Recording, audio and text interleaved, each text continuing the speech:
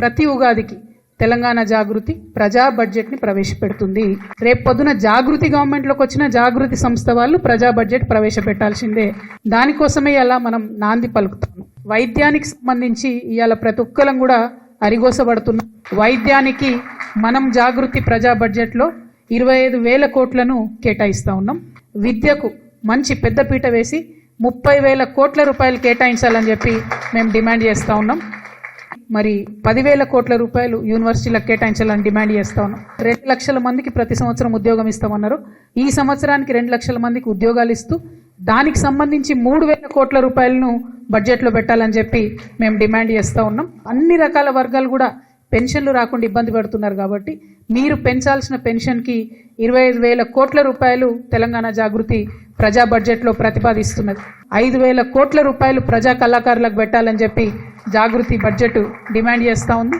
మీరు ఆడబిడ్డలకు ఏదైతే 2,500 రూపాయలు ఇస్తాం ప్రతి నెల అని చెప్పినరో దానికి సంబంధించి 15,000 కోట్ల రూపాయలు ఈ సంవత్సరానికి సరిపడా పెట్టాలని చెప్పి జాగృతి డిమాండ్ చేస్తూ ఉన్నది. ఇండ్లు కట్టిస్తాం ప్రతి ఒక్కరికి ఇందిరమ్మ ఇండ్లు అని చెప్పిండ్రు. 8 లక్షల ఇండ్లకు సంబంధించి 20,000 కోట్ల రూపాయలు పెట్టాలని చెప్పి ప్రజా బడ్జెట్ జాగృతి తరఫున మేము ప్రతిపాదన చేస్తూ ఉన్నాం. తెలంగాణ ప్రత్యేక రాష్ట్రం రావడానికి మరి కారణభూతులైనటువంటి తెలంగాణ ఉద్యమకారులకు 5,000 కోట్ల రూపాయలు బడ్జెట్లో పెట్టాలని చెప్పి మేము డిమాండ్ చేస్తూ ఉన్నాం. ఆటో డ్రైవర్లకు అనేక మాటలు ఇచ్చిండ్రు. వారి సంక్షేమానికి నెలకు 12,000 ఇస్తామన్న దానికి 100 కోట్ల రూపాయలు పెట్టాలని చెప్పి ప్రజా బడ్జెట్ నుండి డిమాండ్ చేస్తున్నాం.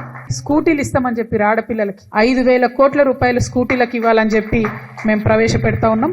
కౌలు రైతులకు 35,000 కోట్ల రూపాయలు పెట్టాలని చెప్పి మేము డిమాండ్ చేస్తూ ఉన్నాం. రాజీవ్ యువ వికాసం కింద అప్లికేషన్లు పెట్టుకోమని చెప్పారు. 16 లక్షల మంది ఎస్సీ, ఎస్టీ, బీసీ, మైనారిటీకి సంబంధించినటువంటి ఆడపిల్లలు, మగపిల్లలు అందరూ కూడా అప్లికేషన్లు పెట్టుకున్నారు. ఈ 16 లక్షల మందికి బెనిఫిట్ కావాలంటే 5,000 కోట్ల రూపాయలు మేము ప్రజా బడ్జెట్లో ప్రతిపాదన చేస్తూ ఉన్నాం. మా బీసీ బిడ్డలకు సంబంధించి 20,000 కోట్ల రూపాయలు పెడతామని మీరు మాట ఇచ్చిండ్రు. ఆ 20,000 కోట్ల రూపాయలు పెట్టాలని చెప్పి నేను ప్రతిపాదిస్తూ ఉన్నాను. 18,000 కోట్ల రూపాయలు ఎస్సీస్కి సంబంధించి బడ్జెట్ ప్రవేశపెట్టాలని ఈ ప్రభుత్వాన్ని మేము డిమాండ్ చేస్తూ ఉన్నాం. అట్లానే ఎస్టీస్కి, ఆదివాసీలకు, బంజారాలకు కలిపి వారికి హక్కుభుక్తంగా రావాల్సిన 10,000 కోట్ల రూపాయలని కూడా ఈ సంవత్సరం బడ్జెట్లో పెట్టాలని చెప్పి మేము డిమాండ్ చేస్తూ ఉన్నాం. బ్రాహ్మణ పరిషత్ను కూడా మీరు ఇగ్నోర్ చేయకుండా తప్పకుండా 1,000 కోట్ల రూపాయలు బ్రాహ్మణుల వెల్ఫేర్ కోసం కూడా పెట్టాలి. అన్ని సెక్టర్స్ మీరు ఇగ్నోర్ చేయకుండా బడ్జెట్ ప్రవేశపెట్టాలని చెప్పి నేను ఈ ప్రభుత్వాన్ని కోరుతా ఉన్నాను.